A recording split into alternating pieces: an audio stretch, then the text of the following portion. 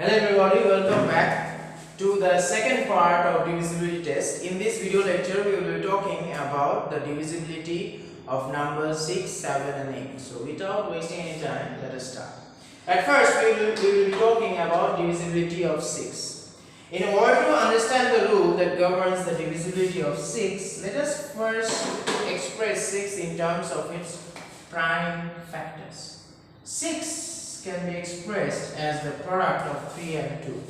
So from this expanded version of 6, I can easily say that 3 and 2 are both factors of 6. Now, this statement actually leads us to the actual rule that governs the divisibility of 6. The rule is as follows: if a number is divisible both by 2 and 3, then that number must also be divisible by 6. Let us illustrate this point with the help of a concrete example. Suppose we have been asked to verify whether 330 is divisible by 6. As a first step in our solution, what we will do? We will check whether this number is divisible by 2. Since the unit digit of 330 is 0, which is an even number, so I can say that 330 is divisible by 2. Now after this, let us sum up all the 3 digits. If I sum up all the 3 digits, what number do I get? I get 3 plus 3 plus 0 equals to 6. Now since the sum of the 3 digits is equal to a number which is divisible by 3, so I can easily infer that this number is also divisible by 3. Now since my number is divisible by both 2 and 3, 330 is indeed divisible by 6. Now after 6, the number that comes in the row is the number 7. And in my opinion, the divisibility test of 7 is a bit more complicated than the rest. So let us first write down the rule in the form of words. So the rule is as follows: if the difference between twice the unit digit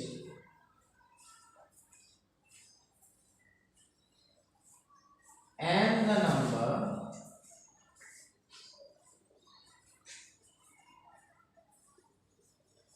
formed with the rest of the digits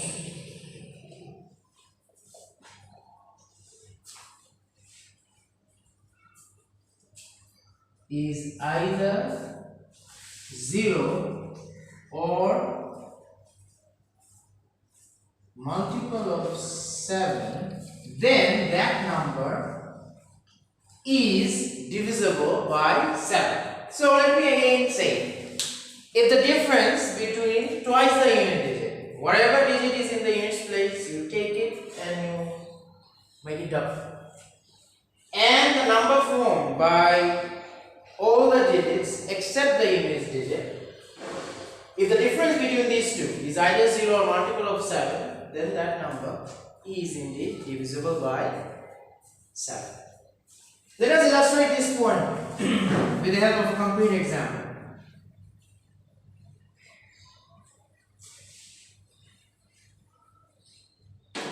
Suppose I have a number 371. What is my unit digit? My unit digit is 1. So what happens when 1 is doubled? I get 2. So after separating the unit digit, what number do I get? After cutting off, after truncating the unit digit, what number is formed? The number formed is 37. Now if I subtract 37 from 2, what number do I get? I get the number 35. Now 35 is indeed a multiple of 7, since by 7 I can divide 35. So since this difference is a multiple of 7, I can clearly say that 371 is a multiple of 7, or 7 is a factor of 371. Now moving over to the last number whose divisibility we are going to check in this video. It is the divisibility of 8. Divisibility of 8 is a bit like the divisibility of 4. In the divisibility of 4, we were supposed to form a number out of the units in the tens place and then divide the number by 4 to check whether that number so formed is indeed divisible by 4. In the case of 8, we will be taking the first 3 digits starting from the units place and form a number. And if that number is divisible by 8, then that number has 8 as one of its factors.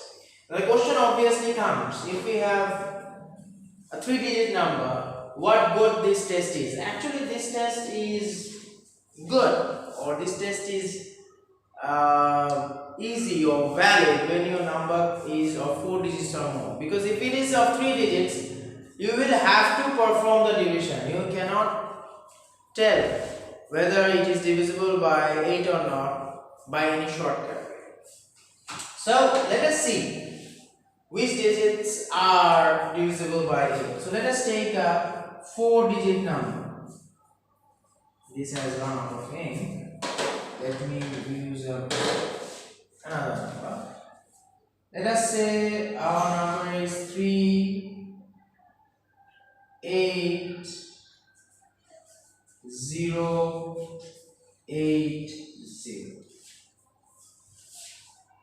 So it's let's make it a bit complicated. Let's make it 3880. So this is what 38,808. And in order to test this divisibility, what we will be doing? We will be cutting off the digits in the units, tens and hundreds place. So if we separate the digits in the units and hundreds place, which number do I get? I get the number 880. And is 880 divisible by 8? Obviously, this 880 is divisible by 8. And as a result, I can easily say that 8 is a factor of 38,880. Let me again state, divisibility, this rule by divisibility of 8 is not very useful if your number is 3-digit long, because in that case, you will have to perform the division. But if the number happens to be more than 3 digits, then we can use this shortcut to test for the divisibility of 8 and hence save our time. So I guess we have reached the intended target of this lecture. I don't want to cover the divisibility by 9, 10 and 11 because that would be too much for one video lecture.